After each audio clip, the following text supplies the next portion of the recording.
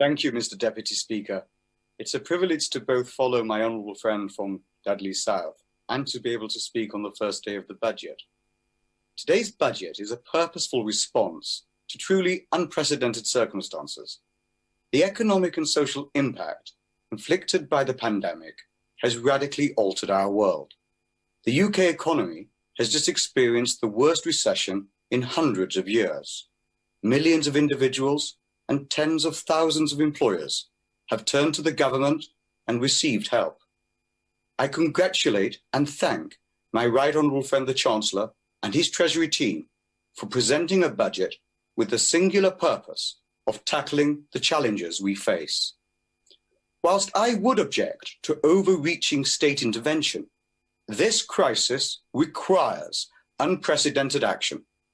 We, in the Conservative Party, understand that in times of genuine national crisis, the state is the only entity that possesses the necessary machinery and resources to respond effectively.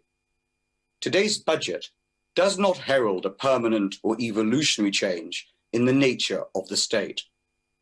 I am pleased that the furlough scheme and other support mechanisms will continue whilst our remarkable vaccination programme advances and we emerge from lockdown. These are vital recovery support mechanisms.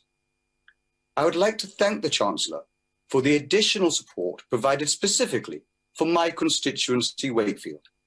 £25 million has been allocated to Wakefield's Towns Fund, a further £5 million from the Department of Culture, Media and Sport, and £150,000 from the Levelling Up Fund, which will be used to scope and frame innovative bids that have the potential to reset, repurpose and revitalise Wakefield.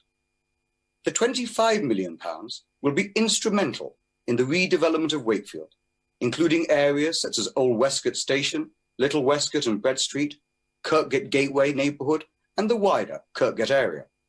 These rejuvenation projects will be a critical step in levelling up areas that have long felt left behind, ensuring that Wakefield and other similar cities are attractive places to live and work. Mr. Deputy Speaker, once we enter a post-COVID age, the government must rely upon the power and dynamism of the unfettered market economy and drive forward our economic growth and prosperity. I'd like to conclude by congratulating my Right Honourable friend, the Chancellor, for today's budget and providing the support mechanism so desperately needed by our businesses and industries.